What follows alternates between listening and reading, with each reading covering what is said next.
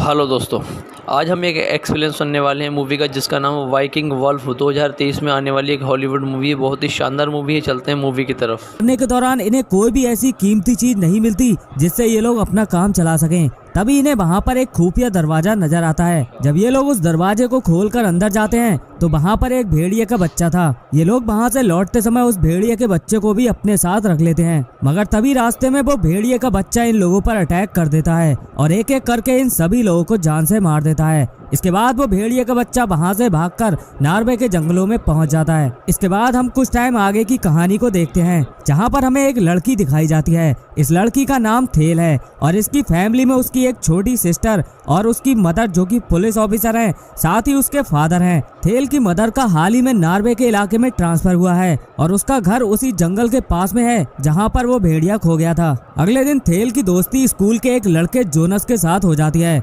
मगर जोनस की फ्रेंड को उसकी ये बात बिल्कुल भी पसंद नहीं आती। वो जोनस को उठाकर एक साइड में ले जाती है और जंगल के पास जाकर उससे बातें करने लगती है। मगर इसी दौरान जंगल से एक क्रीचर निकलकर इन दोनों पर अटैक करता है और इन दोनों को बहुत बुरी तरह से जख्मी कर देता है। अब थेल ये सब देखकर इन दोनों की मदद करने के लिए वहाँ पर आती है और इसके बाद वो क्रीचर थेल पर भी अटैक करके उसे घायल कर देता है। तभी वो क्रीचर जोनस की फ्रेंड को अपने साथ घसीटकर जंगल में ले जाता है। ये सब कुछ देखकर थेल जोर जोर से चिल्लाने लगती है और इसी दौरान वहाँ पर पुलिस भी पहुँच जाती है। जब थेल की मॉम उस जगह की छानबीन करती है तो वहाँ पर उन्हें एक भेड़िए का पंजा नजर आता है, जिसे देखकर ये लोग समझ जाते हैं कि ये कोई भेड़िया या फिर उससे कोई मिलता जुलता जानवर है। अब थेल यहाँ पर बच तो गई थी, मगर उसका एक शोल्डर बहुत बुरी तरह से जख्मी हो गया था। अगले दिन थेल की मॉम अपने कुछ साथियों के साथ स्कूल में छानबीन के लिए जाते हैं, जहाँ पर सभी लोग इस बात से बहुत शौक थे कि आखिर जोनस की फ्रेंड कहाँ गई। मगर इसके कुछ टाइम बाद इन लोगों को जोनस की फ्रेंड की बॉडी मिल जाती है, जो बहुत ही बुरी हालत में थी।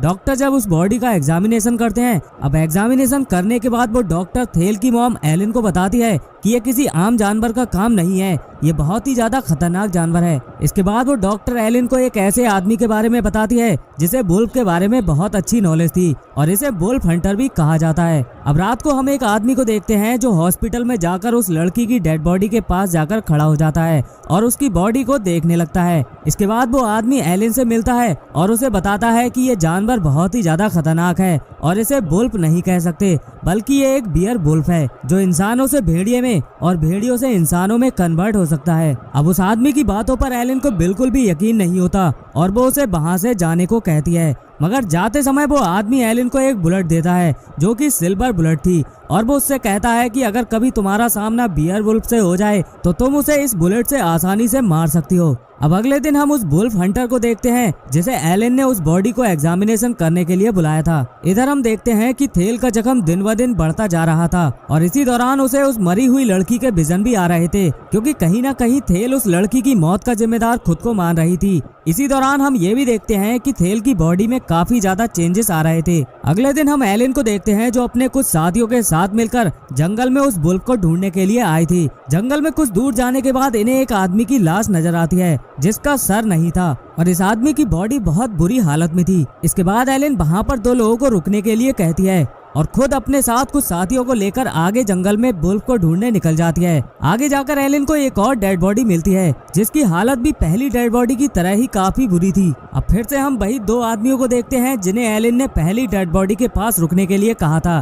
तभी वहाँ पर वो वुल्फ आकर उन दोनों पर अटैक कर देता है। अब उन दोनों की चीखें सुनकर एलिन और उसके साथी भी वहाँ पर आ जाते हैं, मगर इसी बीच वो वुल्फ एलिन और उसके साथियों पर भी अटैक कर देता है। अब एलिन उस पर लगातार गोलियों से हमला करती है, मगर उस वुल्फ को कुछ भी नहीं होता। तभी एलिन अपनी जेब से वही सिल्वर बुलेट निकालती है और उस वुल्फ को शूट करती है। अब सीन यहीं पर कट होता है और अगले सीन में हम एलिन को हॉस्पिटल में देखते हैं, जहाँ पर एलिन काफी ज्यादा जख्मी हो गई थी और वहाँ पर उसका इलाज चल रहा था। यहाँ पर अच्छी बात ये थी कि वो वुल्फ मारा गया था और ये लोग मिलकर उस वुल्फ का एग्जामिनेशन कर रहे थे। वो वुल्फ हंटर एलिन को बताता है कि तुम्हारी गोलियों का इस वुल्फ पर कोई भी असर नहीं हुआ, इसकी मौत सिर्फ एक बुलेट से हुई है और वो थी ये सिल्वर बुलेट। साथ ही वो ये भी बताता है कि जो पंजा हमें जंगल से मिला था उसकी जगह पर अब यहाँ पर एक इंसानी पंजा उगा हुआ था। इसका मतलब ये था कि उस आदमी ने जो कुछ भी एलिन से कहा था वो बिल्कुल सही था, ये एक बियर वुल्फ है। एलिन से कहा था वो बिल्कुल सही था, ये एक बियर वुल्फ है। अगले दिन एलेन अपने कुछ साथियों के साथ उस आदमी से मिलने जाती है। वहाँ वो आदमी इन्हें बियर वुल्फ की पूरी हिस्ट्री बताता है कि कैसे बियर वुल्फ वजूद में आए और कैसे वो हमारी दुनिया में सरवाइव कर पाते हैं। यहाँ पर हमें एक और इंटरेस्टिंग बात पता चलती है कि जब भी कोई बियर वुल्फ किसी इंसान को काटता है या फिर उसके पंजे से कोई खरोच होती है तो उसकी वजह से बियर वुल्फ का पॉइजन उस इंसान के अंदर चला जाता है, जिसकी वजह से वो भी एक दिन बियर वुल्फ बन जाएगा और कभी भी इंसानी रूप में वापस नहीं आ पाएगा। इधर हम थेल को देखते हैं जो अपने दोस्त जोनस के साथ बैठकर बातें कर रही थी। तभी जोनस के पास किसी का कॉल आता है और वो उससे बातें करने के लिए एक साइड में चला जाता है। तभी हम देखते हैं कि चांदनी रात की रोशनी थेल पर पड़ती है, जिसकी वजह से उसकी हालत और भी ज्यादा खराब होने लगती है और उसके दांत भी नुकीले से हो जाते हैं। उसके मुंह से बहुत अजीब अजीब आवाजें आने लगती हैं। जब जोनस फोन पर बात करके थेल के पास वापस आता है तब थेल उस पर अटैक करके उसे जान से मार देती है। सुबह पुलिस को जोनस की लाश मिलती है जिसकी हालत बहुत ही ज्यादा खराब थी और उस बॉडी की एक उंगली भी गायब थी। इधर हम थेल को देखते हैं जो अपने घर के गैराज में पड़ी हुई थी। यहाँ पर हम साफ साफ देख पाते हैं कि थेल के मुंह पर बहुत सारा ब्लड लगा हुआ था और उसकी शक्ल किसी वुल्फ से कम नहीं लग रही थी। जब थेल को होश आता है तो वो उल्टियाँ करने लगती हैं और उल्टियों में उसके मुंह से एक उंगली निकलती है जिसे पिछली रात ही उसने खाया था। इसके बाद जब वो अपना चेहरा आईने में देखती है तब वो समझ जाती है कि वो भी एक बियर वुल्फ बन चुकी है। उसे अपना चेहरा देखकर बहुत बुरा लग रहा था और वो ये समझ चुकी थी कि वो फिर से कभी भी इंसान नहीं बन पाएगी। अब यहाँ पर थेल डिसाइड करती है कि वो इस शहर में नहीं रहेगी क्योंकि उसकी वजह से बहुत सी लोगों की जान जाने वाली थी। इसके बाद वो एक बस में बैठकर वहाँ से जाने लगती है जहाँ पर कोई भी इंसान ना हो, मगर थोड़ी ही देर बाद वहाँ पर रात हो जाती है और थेल एक बियर वुल्फ में कन्वर्ट होने लगती है। इसके बाद वो बस के सभी पैसेंजर को एक एक करके खत्म कर देती है। थोड़ी देर वहाँ पर पुलिस भी पहुँच जाती है। जब एलेन उस बस को देखती है तो वहाँ पर उसे अपनी बेटी का कोट और एक लॉकेट नजर आता है। इससे वो समझ जाती है कि वो बियर वुल्फ कोई और नहीं बल्कि उसकी बेटी ही है। अब एलेन उस वुल्फ हंटर के साथ मिलकर अपनी बेटी को ढूंढने निकल जाती है। इधर थेल अपने घर पर वापस आ जाती है और अपनी छोटी सिस्टर पर अटैक करके उसे मारने वाली होती है, मगर जैसे ही वो अटैक करने वाली थी तभी थेल रुक जाती है। यहाँ पर ऐसा लग रहा था जैसे वो बियर वुल्फ अपनी सिस्टर को जानती हो, मगर इसी बीच वहाँ पर उस लड़की के फादर आ जाते हैं और वो उस बियर वुल्फ पर अटैक करने लगते हैं। अब वो अपनी बेटी को लेकर उस घर से बाहर आ जाते हैं, मगर वो बियर वुल्फ भी उनके पीछे पीछे बाहर आ जाता है। इसके बाद वो वुल्फ वहाँ पर और लोगों पर भी अटैक करता है और सभी लोग यहाँ से वहाँ भागने लगते हैं। तभी थेल की छोटी सिस्टर अचानक से उसके सामने आ जाती है और वो अपनी बहन जो कि वुल्फ बनी हुई थी उससे बातें करने लगती है। इसी बीच वहाँ पर एलेन अपने वुल्फ हंटर साथी के साथ पहुँच जाती है। वो वुल्फ हंटर उस वुल्फ को शूट करता है और ये लोग उस लड़की को लेकर एक शॉप के अंदर चले जाते हैं। अब वुल्फ काफी ज्यादा गुस्से में था तो वो उस दरवाजे को तोड़ने की कोशिश करता है,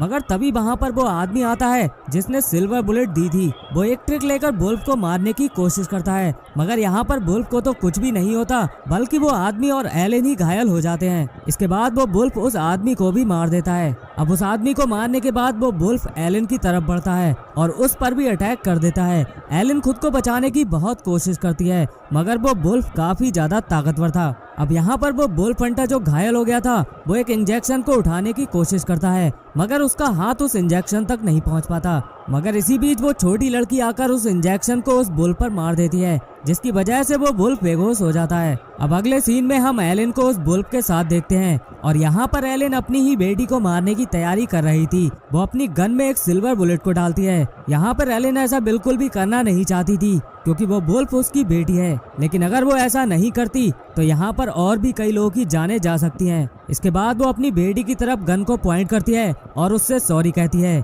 और इसी के साथ यहाँ पर सीन कट हो जाता है। लेकिन यहाँ पर हमें क्लियरली पता नहीं चलता कि उसने अपनी बेटी को शूट किया भी है या फिर नहीं। और इसी के साथ ये कहानी